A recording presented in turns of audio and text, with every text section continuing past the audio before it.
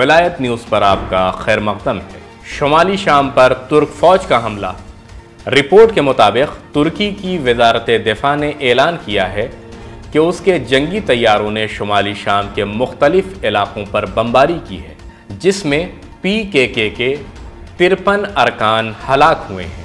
तुर्की के जंगी तैयारों ने इसी तरह इराक़ के सूबा दहवक के इलाके अल-इमादिया को भी निशाना बनाया है। तुर्की PKK के अनासिर का मुकाबला करने के बहाने से इराक़ और शाम की अर्जी सालमियत की खिलाफ वर्जी कर रहा है। तुर्की PKK और उसकी शामी शाख को दहशतगर्द करार देता है और इसी बिना पर वो इराक़ और शाम के इलाकों में उन अनासिर का मुकाबला करने के बहाने बारहा गैर कानूनी हमला करता आया है। यह ऐसी हालत में है कि इराक़ और शाम की हुकूमतों और अवाम की जानिब से हमेशा इन हमलों की मजम्मत और इराक़ व शाम में तुर्की की फ़ौजी मौजूदगी को गैर कानूनी ऐलान किया गया है। इराक़ और शाम की हुकूमत का कहना है कि तुर्की के हमलों से दोनों मुल्कों के ताल्लुकात मुतासिर हो रहे हैं।